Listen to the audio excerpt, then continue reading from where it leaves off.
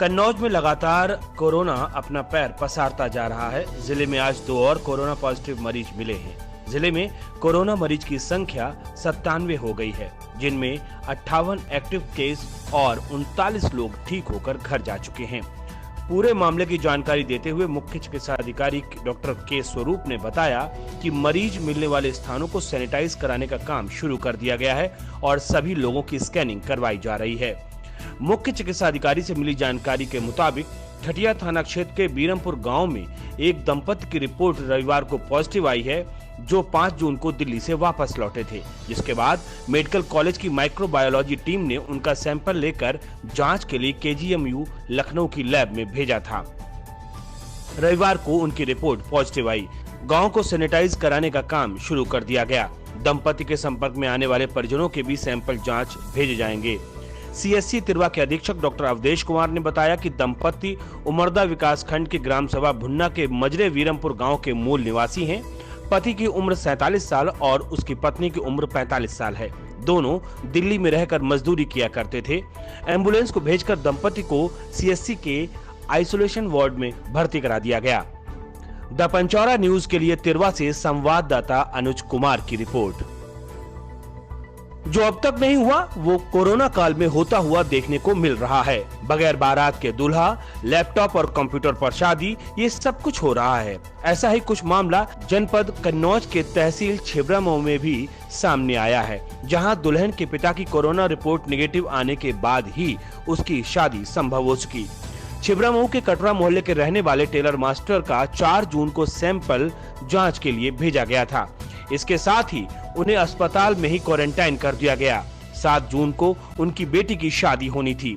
पिता के क्वारंटाइन करने के बाद घर में शादियों की तैयारियां अधूरी हो गईं और शादी पर एक ग्रहण लग गया। सभी को उनकी जांच रिपोर्ट आने का इंतजार था। आखिरकार 6 जून की शाम को उनकी रिपोर्ट निगेटिव आई। तब परिजनों ने राहत की सांस ली और फिर अस्पताल से उन्हें घर भेज दिया गया। रविवार को उन्होंने अपने मुंसफी रोड स्थित नए मकान में बिना बैंड बाजा बारात के शादी को संपन्न करवाने में अपनी भूमिका अदा की और इस तरह दिन में ही सभी कार्यक्रम पूरे कर उन्होंने अपनी बेटी को हंसी खुशी विदा किया। इस शादी की क्षेत्र में काफी चर्चाएं रही। भाई थी बरियाल से। कब बारात आनी थी? आज हुई है बारात। आज 7 तारीख को बारात थी। अच्छा, क्वारंटाइन से आपको कब रिहा किया गया? कल किया था। कल किया था। मतलब शादी से एक दिन पहले? एक दिन पहले। शादी होगी बेटी की?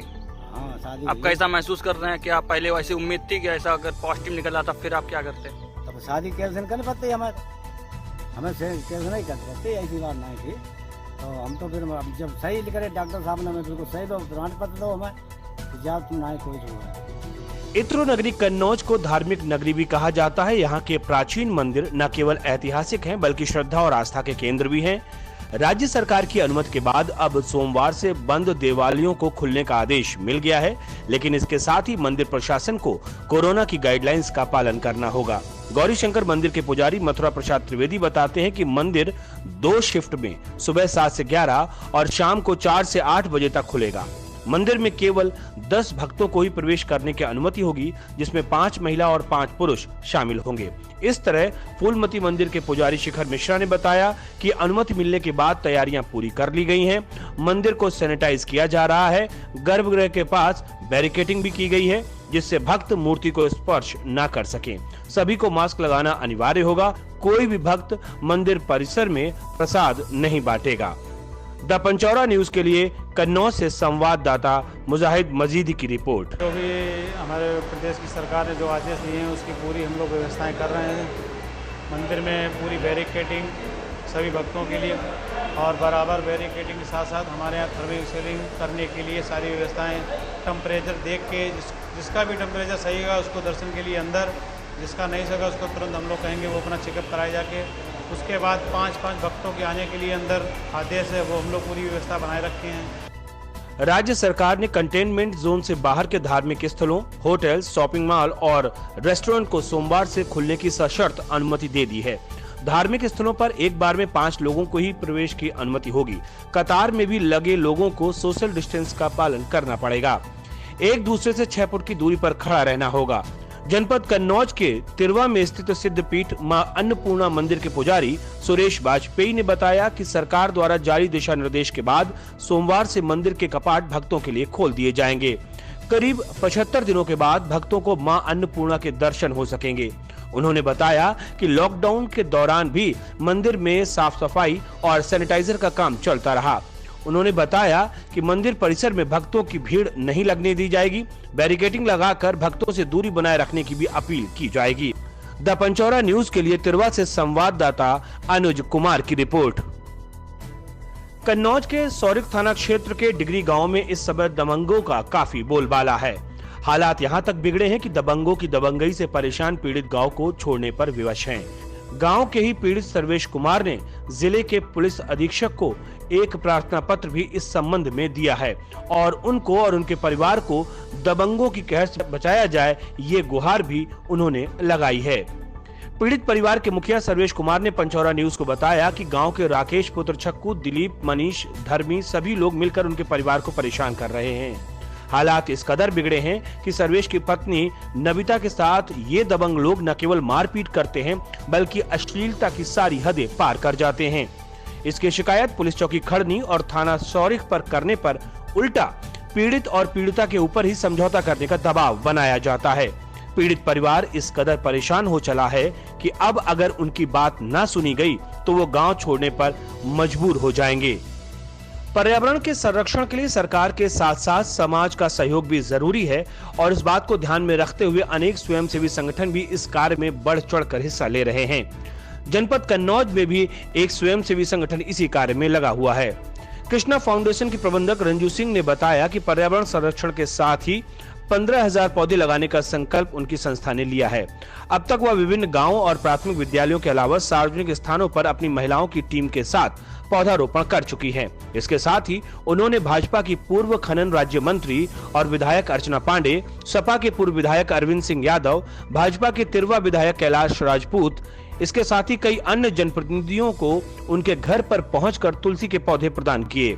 सभी लोगों ने रंजू सिंह के इस प्रयास की सराहना की। द पंचौरा न्यूज के लिए छिबरामऊ से अखिलेश सविता की रिपोर्ट। गंगा प्रहरी टीम लीडर राम तिवारी द्वारा विश्व पर्यावरण दिवस पर ऑनलाइन चित्रकला प्रतियोगिता का आयोजन किया गया। प्रतियोगिता का विषय पर्यावरण संरक्षण, मनुष्य द्वारा छेड़छाड़ से अपने आप को संतुलित करती पृथ्वी रखा गया। इस प्रतियोगिता में जिले भर के करीब 50 छात्र छात्राओं ने प्रतिभाग किया, जिसमें सरस्वती शिशु मंदिर सरायमीरा के छात्र केशव त्रिवेदी को प्रथम और राजकीय अभिनव विद्यालय की पायल सिंह ने द्वितीय स्थान हासिल किया, जबकि अभिनव विद्यालय गंगधरापुर की छात्रा प्रतीक्षा दुबे ने तीसरा स्थान प्राप्त किया। इसके अलावा तिरवा के आर्यन सिंह चौथे और कानपुर पब्लिक स्कूल की आस्था पाल 5वें स्थान पर रही। आयोजक रमा तिवारी ने बताया कि लॉकडाउन खुलने के बाद विजेताओं को पुरस्कृत किया जाएगा। सौरिख पुलिस ने खनन माफियाओं के खिलाफ अभियान चलाते हुए अलग अलग स्थानों से 2 ट्रैक्टरों को अवैध रूप से खनन करते हुए पकड़कर हिरासत में लेकर उनकी खनन विभाग को सूचना दे दी है। मुखबर की सूचना पर इलाके की पुलिस द्वारा रविवार को Agra Lucknow expressway service road पर स्थित फूलनपुर गांव के पास से अवैध रूप से मिट्टी ले जाते समय पुलिस ने दबोच लिया और ट्रैक्टरों को थाने में खड़ा कर अग्रिम कार्रवाई के लिए खनन अधिकारी को सूचना दे दी। पुलिसिया कार्रवाई से घबराए खनन माफिया को जैसे ही पुलिस के आने की भनक लगी, कई ट्रैक्टर भागने में सफल हो गए। पुलिस ने 2 ट्रैक्टरों को अपने कब्जे में ले लिया। द पंचौरा न्यूज के लिए सौरिख से उज्जवल चतुर्वेदी की रिपोर्ट। जनपद कन्नौज की तहसील तिरवा में आज सुबह वाहन दुर्घटना में एक दंपति की मौत हो गई। प्राप्त जानकारी के मुताबिक 63 साल के बैजनाथ पुत्र खुशहाली लाल रविवार की सुबह 5 बजे अपनी पत्नी जावित्री, जिनकी उम्र 60 साल बताई जा रही है, उनके साथ तिरवा बेला मार्ग पर टहलने के लिए निकले थे, लेकिन सुखरानी इंटर कॉलेज के पास पीछे से आ रही पिकअप चालक ने सड़क के किनारे टहल रहे दंपति को कुचल दिया, जिससे दोनों की घटना स्थल पर मौत हो गई। आसपास के लोगों ने तिरवा पुलिस को घटना की जानकारी दी।